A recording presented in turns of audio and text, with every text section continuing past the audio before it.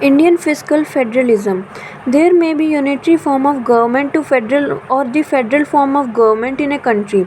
The financial system may also be unitary finance or federal finance. In the unitary finance system, only the central government spends on all the items of expenditures in the country, and the revenue from all the sources also goes into the central government's exchequer. On other hand, federal system of finance, all items of revenue and expenditure are divided among central, state and local governments. All three forms of government are divided and are free to make expenditure on their respective heads. The meaning Indian fiscal federalism refers to the division of financial powers, functions, and responsibilities between the central government, state government.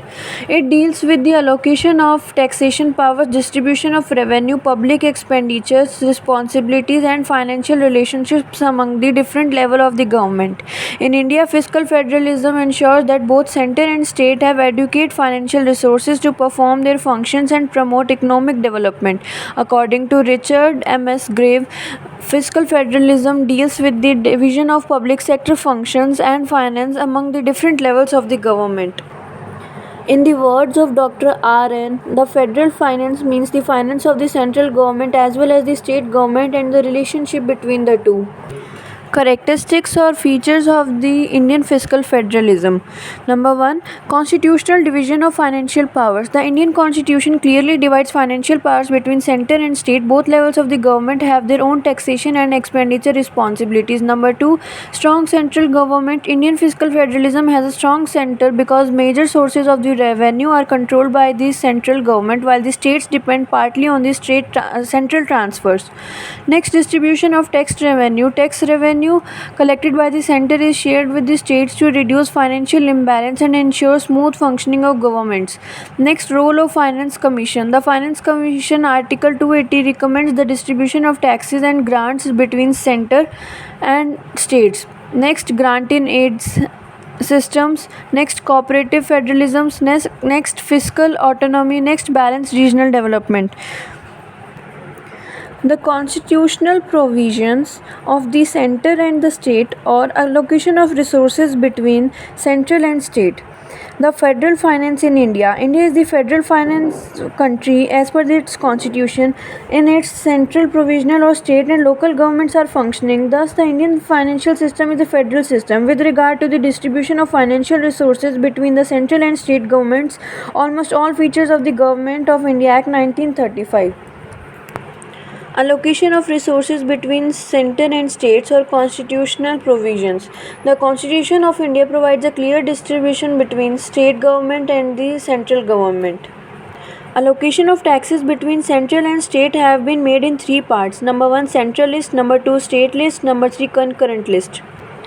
The central list includes all those taxes which only the central government can levy are included. State list, those taxes which our state governments can levy are included. In the concurrent list, the sources of taxes have not been mentioned. The sources of income of center and states and their allocation between them are as follows. Central sources. According to Constitution, some sources of income have been reserved for the central government. These taxes are as follows: income tax excluding the agricultural income, excise duty excluding narcotics, next customs duty, next corporation tax, next wealth tax, estate duty, central state sales tax, interest tax, tax on the transaction of the stock exchange, and gift tax. Next point, taxes which accrue wholly to the central government. Among these taxes, corporation tax, custom duties tax were included. No portion of the total proceeds collected through these taxes were transferred to the state governments. Now, corporation tax and custom duties have also become divisible between state and center. Next, taxes levied by the center but which are shared with the states. As per Indian Constitution, income tax is levied by the center and the revenue thus collected is distributed between center and the state. Similarly, integrated goods and service tax and central excise duty are levied by the center but the revenue collected is distributed by the center. Next, tax is levied by the center but given to the states. These taxes are levied by the central government but the entire revenue collected from these taxes is given to the states. Next, tax is levied by the center but collected by the state. The central government determines these taxes but they are collected by the state government and used by them. Next, state sources. The state government can also impose tax. The main sources of state income are succession and estate duties on agricultural land, land revenue, stamp duty, agricultural income tax, corporation tax on narcotics and alcoholic liquors, value added tax on petroleum products, building tax, electricity duty.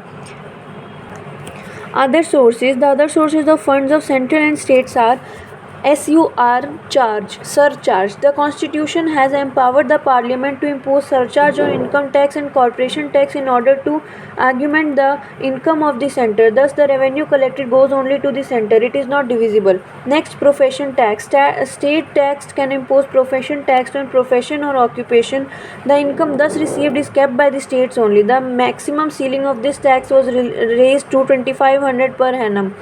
Now profession tax has been abolished by the government. Next, grant in aid to states. The state government provides financial assistance to states, especially weaker states, to reduce regional inequalities and meet development needs. Next, borrowing. As per Article 292 of Indian Constitution, it has been maintained that the Government of India can borrow money on the security of Consolidated Fund of India. Similarly, Article 293 it have been maintained to the state government can also borrow money. The borrowing capacity of central government is greater than that of state government.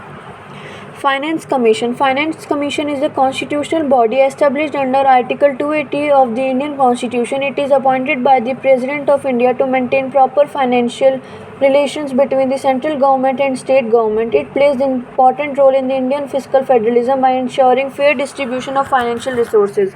The functions of Finance Commission. Number 1. Distribution of tax revenue. The Finance Commission recommends how the revenue collected from the central taxes should be distributed between the centre and states. It ensures the fair sharing of resources. Next, grant in aid to states. It recommends financial assistance given by the centre to states, especially those facing financial difficulties, to reduce regional inequalities. Next, reducing fiscal imbalance. It tries to reduce vertical imbalance between center and state and horizontal imbalance among different states by proper allocation of resources. Next, strengthening state finances. The Commission suggests measuring to improve the financial position of the state governments and provide them adequate resources. Next, promoting cooperative federalism. It maintains coordination and cooperation between center and state by creating a fair financial transfer system. 14th Finance Commission. Number 1. The 14th Finance Commission was constituted in 2013 under Article 280 of the Indian Constitution. Next, its chairman was Dr. Y. V. Reddy. Its recommendations covered the period 2015 to 2020. Its main objective was to improve center-state financial relations and strengthen fiscal federalism. Main recommendations: increase in states' shares. Number 1. Increase the state of shares in central divisible taxes from 32% to 42%. It provided greater financial autonomy to states. Next, fiscal consolidation. Recommended better management of government expenditure and reduction of fiscal deficit. Next, grants to states. Recommended grant for local bodies and revenue deficit states. Next, strengthening local government. Provided support for panchayat and municipalities. 15th Finance Commission. The 15th Finance Commission was constituted in 2017 under Article 280. Its chairman was N.K. Singh.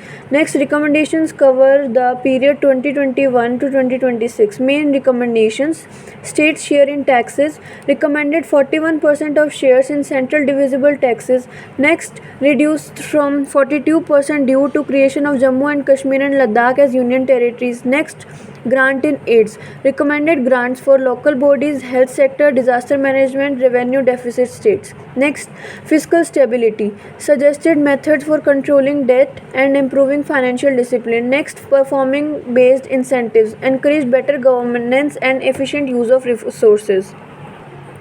Causes of conflict between center and state.